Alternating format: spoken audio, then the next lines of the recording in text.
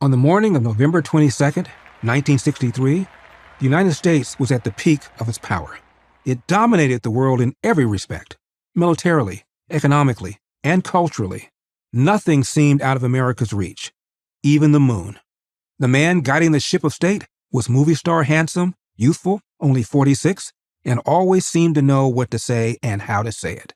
That man was John F. Kennedy, the 35th President of the United States. JFK was born just outside of Boston on May 29, 1917, the second of 9 children. His father, Joe Kennedy, made a fortune trading stocks, selling whiskey, and financing movies. A noted philanderer, his affair with actress Gloria Swanson was the stuff of Hollywood legend. He parlayed his financial success into political success, eventually serving as Franklin Roosevelt's ambassador to Great Britain. Joe expected much from his sons, but most especially from his eldest son, Joe Jr. When young Joe died in Europe during World War II, the burden of his father's ambitions fell on his second son. But there was no certainty that John, known to his family and friends as Jack, would survive the war. Some months earlier, when his PT boat was rammed by a Japanese destroyer in the South Pacific, it was assumed that he and his entire crew had been killed. But through Kennedy's heroic efforts, all but 2 were rescued. For his bravery, Jack was awarded the Purple Heart. Living up to his father's expectations and using the connections of his maternal grandfather, John Honey Fitzgerald, a former mayor of Boston, Kennedy was elected as a Democrat to Congress in 1946. Kennedy was just 29. But he already had his eyes on a bigger prize. In 1952, he was elected to the U.S. Senate. 1 year later, he married the beautiful socialite, Jacqueline Bouvier. Their wedding was the major event of the 1953 social season. There were 700 guests at the ceremony and 1,200 at the reception. With his new wife and new Senate seat, Kennedy was making all the right moves. Bored by the endless committee meetings in Congress, he focused on increasing his national profile, traveling around the country, giving speeches, and appearing on talk shows to discuss current events. With his distinct Boston accent, he developed a dynamic speaking style which, coupled with his good looks and beautiful young family, made him picture perfect for the new age of television.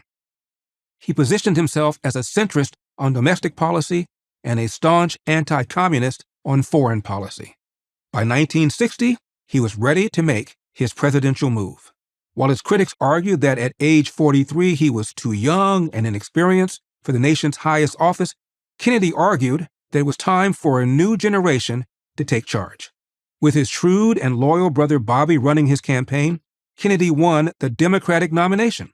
But the race against Richard Nixon, Dwight Eisenhower's vice president, would prove to be much tougher. 2 things stood in his way. One was his Catholic faith. More than a few Americans wondered whether Kennedy would be more loyal to the Pope than to the Constitution. The other was a charge that he was much less experienced than his opponent. He dealt with the first problem by confronting it head on. "No one asked me my religion in the South Pacific," was his mic drop response. It worked. He dealt with the second objection by debating Nixon 4 times, the first televised presidential debates ever. Positioning himself to the right of Nixon on the communist threat, his command of the facts was impressive.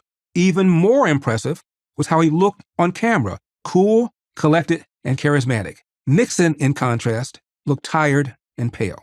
Still, with all that, Kennedy barely managed to squeak out the win. It was so close that many urged Nixon to contest the results, but Nixon refused. He didn't want the country distracted in the middle of the Cold War. Kennedy got off to a great start with one of the most stirring inaugural addresses in American history. The most famous line was, "Ask not what your country can do for you, ask what you can do for your country." Lines like this inspired millions, not only in the U.S., but around the world, and helped to create the Kennedy mystique. There were muscular lines, too, such as America would pay any price, bear any burden, meet any hardship, support any friend, oppose any foe, to assure the survival and success of liberty. But lofty rhetoric, Kennedy soon learned, was no substitute for rigorous planning. His first attempt to promote liberty was a disaster. The April 1961 Bay of Pigs invasion to oust Cuban communist leader Fidel Castro. Concocted by the CIA, It was supposed to look like a homegrown Cuban uprising, but nothing went as planned, and Kennedy soon became disenchanted. When the CIA-trained invaders, Cuban exiles, failed to secure a beachhead, Kennedy refused to order air support. Many of the exiles were slaughtered. The rest were captured by Castro's military.